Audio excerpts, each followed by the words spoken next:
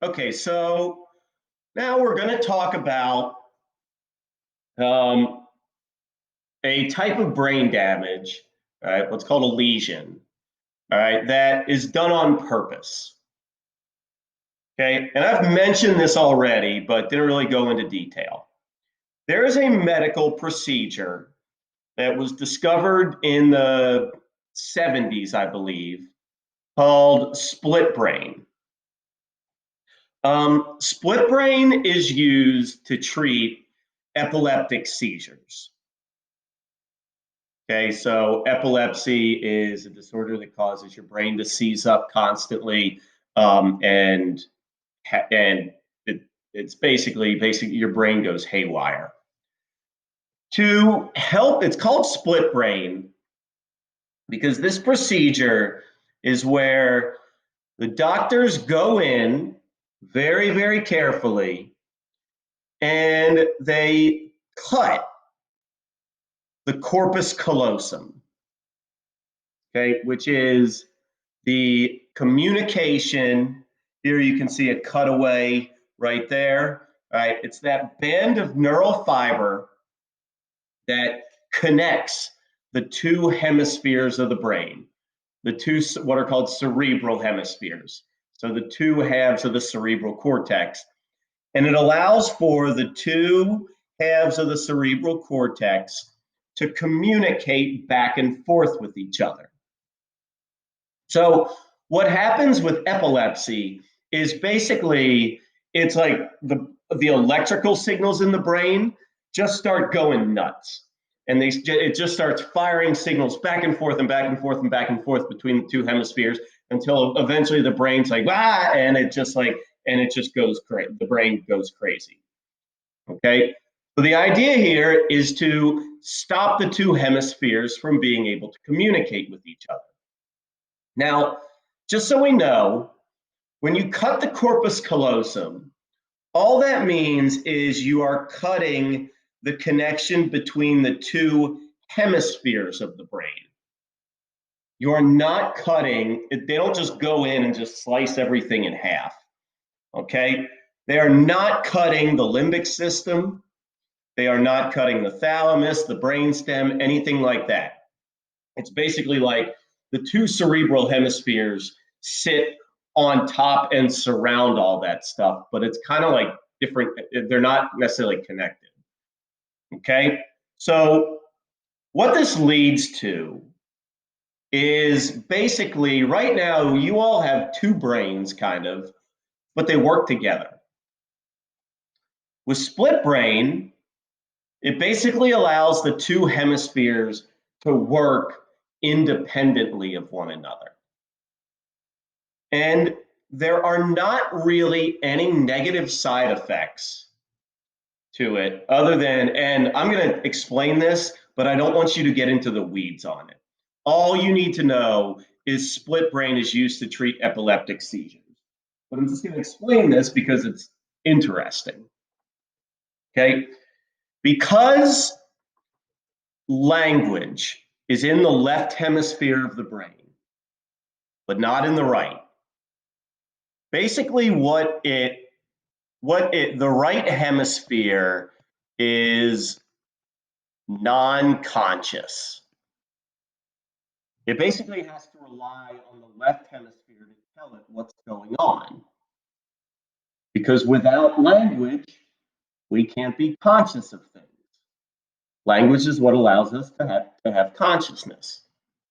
So when somebody who is split brain, if they are flashed a picture or an image or a word in their left visual field, which is the area that your left eye covers, that your left eye, the information that your left eye brings in.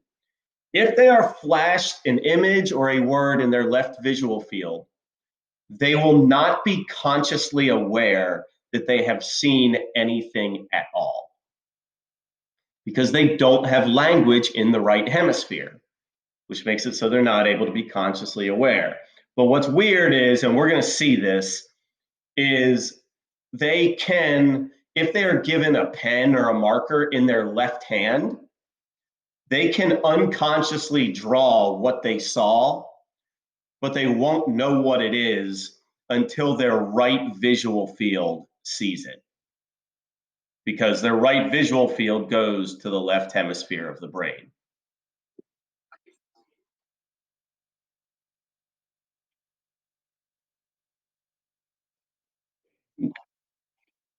Yes, yeah. So, but like you can, because your two hemispheres communicate with each other. But like this guy that we're going to see cannot. He has to be able to perceive things, to be able to understand. He has to see it in his right visual field. And the visual fields kind of overlap, but you'll see what they do in the experiment. The other cool thing that you'll see is because he has two hemispheres that don't communicate with each other, his right and his left hand can operate independently of one another. Okay, so like, when people say like pat your stomach, and this is actually pretty easy to do, but you'll see what they have him do. And it's something that would be really hard for you all, but it's simple for him because the two hemispheres don't communicate with each other. All right, so I'm basically just going to show you this because it's cool and weird. Just know that split brain is they cut the corpus callosum to help treat epilepsy.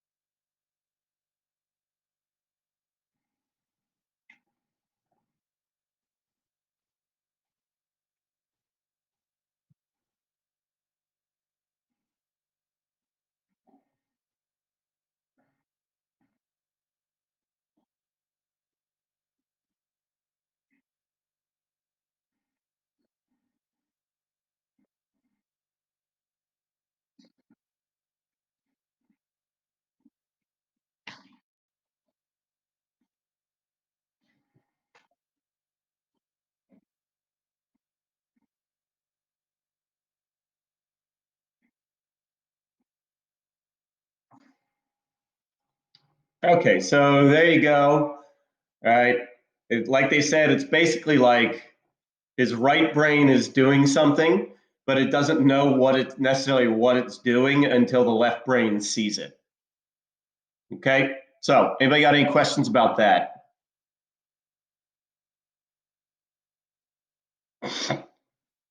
No? All right. Okay, last little bit of biology. So we've been talking about the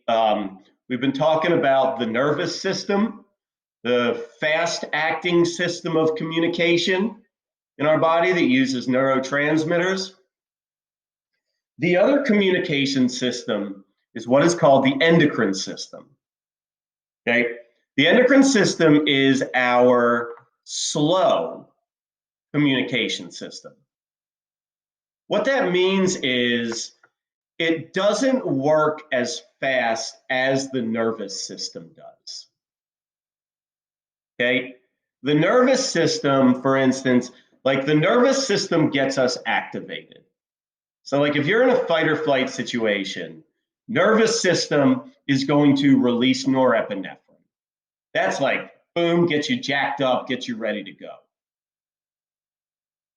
And right after that, the norepinephrine is going to cause the endocrine system to release adrenaline. Adrenaline is slower acting, but it is longer lasting than norepinephrine is. And just FYI, guys, norepinephrine and adrenaline are basically the exact same thing. They're just in different systems of the body. So, whereas in the nervous system, the axon terminals secrete neurotransmitters, and that leads to communication. In the endocrine system, we have glands. You've heard of glands: pituitary gland, thyroid gland, parathyroid, adrenal, gonads. Okay, they secrete hormones into the bloodstream. These hormones are slower acting because they have to travel through our bloodstream, but they actually last longer than neurotransmitters do. Okay, so basically, the nervous system is what gets us going, the endocrine system is what keeps us going, right? And they kind of work together. Okay, so for it, like when it comes to like sexual arousal, the brain, the hypothalamus kind of sends out this sexual arousal signal, which then leads the testicles to start producing testosterone, or the ovaries to produce estrogen, which then communicates back up with the brain saying, hey, brain, like we're ready to go right now. Okay, and then maybe some dopamine, and that, so it's on at like a feedback loop. The nervous system and the endocrine system are on like a feedback loop. There are two main glands that you need to know in the endocrine system. The pituitary gland, which I'm sure most of you have heard of, which is right here at the base of the brain. Sorry. Right there at the base of the brain. This is called the master gland because it regulates the endocrine system. Now, does anybody remember what structure regulates the pituitary gland? Yeah, the hypothalamus. Okay. The hypothalamus regulates the pituitary, and then the pituitary regulates the rest of all this. Okay. So it's the master gland, and then it deals with the release of growth hormone, HGH. All right, here's a quick video. There are some pituitary disorders. One of them is called, I never remember what it's called, agramenthi, something like that. It's gigantism. Okay, and so in this video, okay, you're going to see this woman right here has a tumor pushing on her pituitary gland, which is causing her pituitary gland to constantly release human growth hormone. Right? which means that she never stops. She never stops growing. Okay, so here's a quick little video.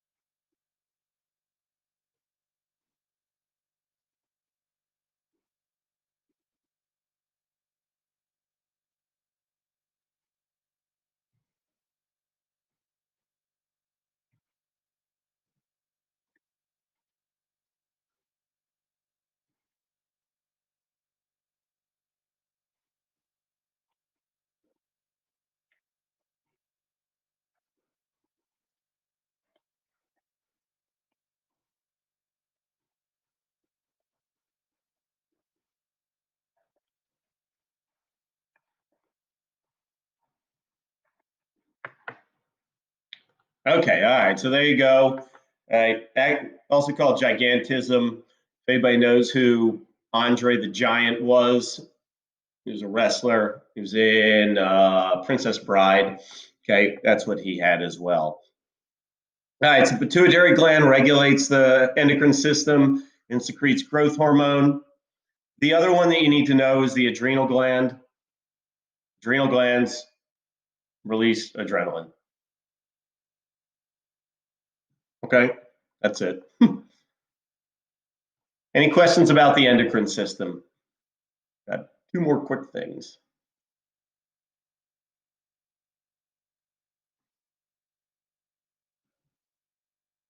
Okay, so, we've been talking about how biology affects behavior, how genetics, okay, how brain structure, whatnot. But we know that it is an interaction between our nature and our nurture. All right, and that's always the big question in this class.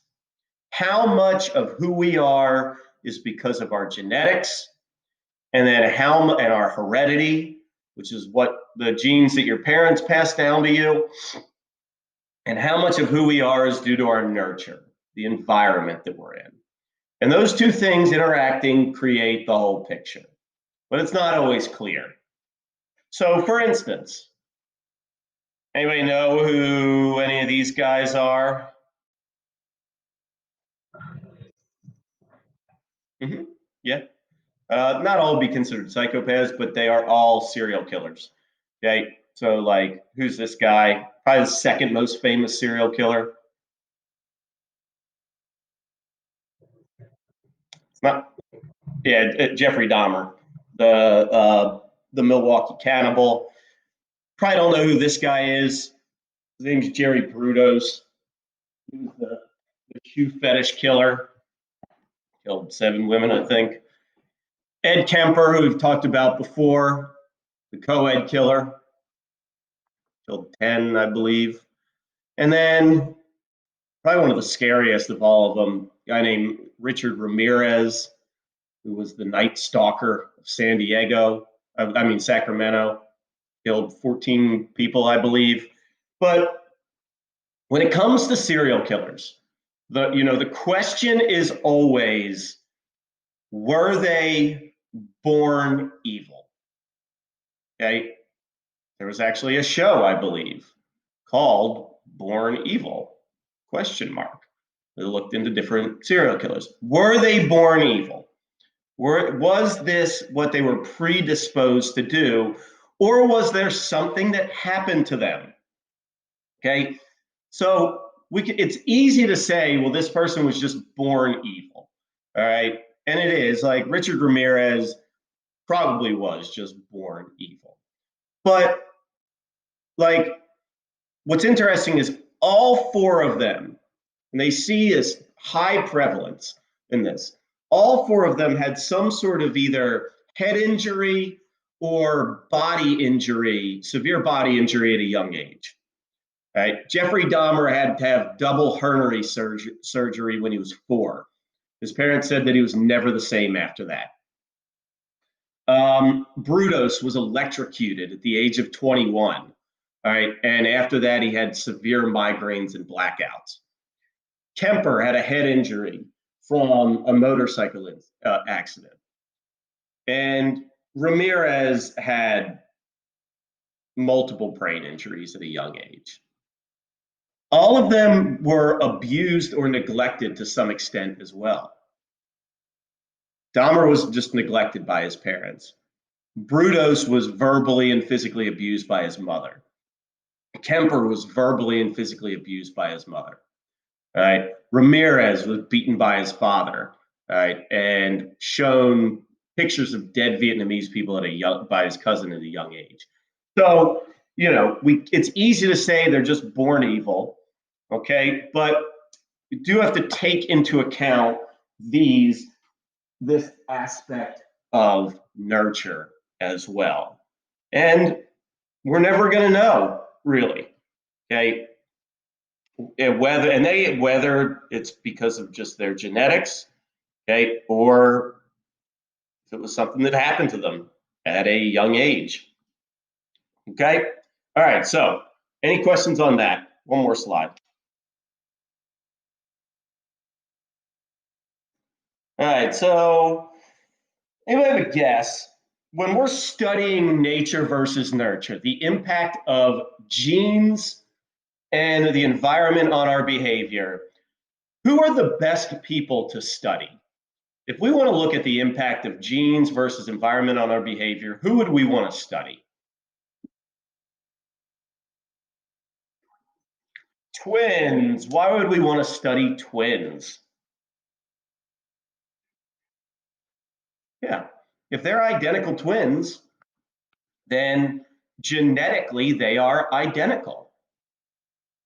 So any difference between them would have to be due to what? The environment. Yep.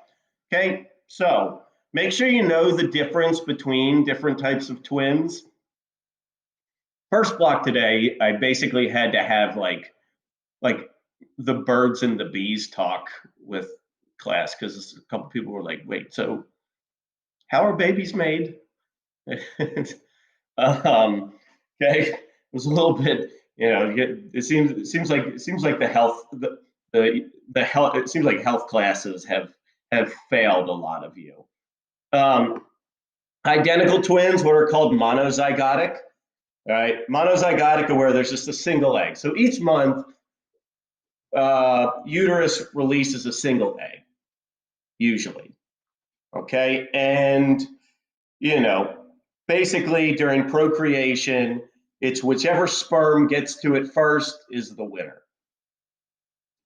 Okay, with an identical twin, okay, it's basically the two sperms tie. Okay, or if it's triplets, 3 sperms tie. Okay, they both tie, they both get to it at the same time, causing it to split or whatnot. Somebody in first block also thought that the eggs chose which sperm, like the sperm were all just kind of sitting around in there waiting to be selected. like it was like it's like the sorting hat at Hogwarts. Okay, now the sperm just get to the egg and plant in it, and then the rest is history. Okay, identical twins are genetically identical. All right, because they come from the same egg. If you're interested in this, there's a documentary on Hulu called Three Identical Strangers. It's really, really interesting. It's kind of sad. All right, really interesting. These three identical twin brothers were separated at birth, and they didn't meet each other until they were in college, and it kind of just happened on accident.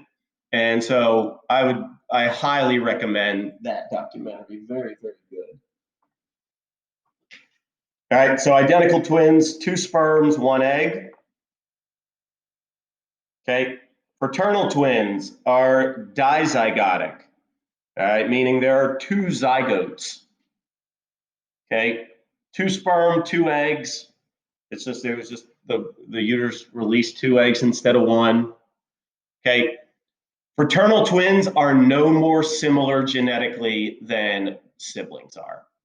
But that's basically what they are. They're just basically siblings that grew up that were raised in the same uterus at the same time. Okay?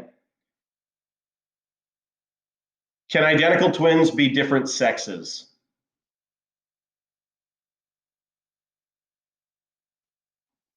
Can identical twins be male and female? No. Okay? Because males and females have different genetics. Okay? That's XY versus XX. So identical twins have to be the same sex. All right? Fraternal twins can be different sexes. If you're interested in this, this is 60 minutes from a while ago dealing with sexual orientation and with twins. Very, very interesting. All right? Are there any questions there?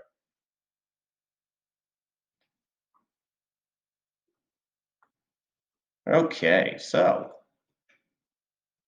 perfect timing. Now what I need for you to do is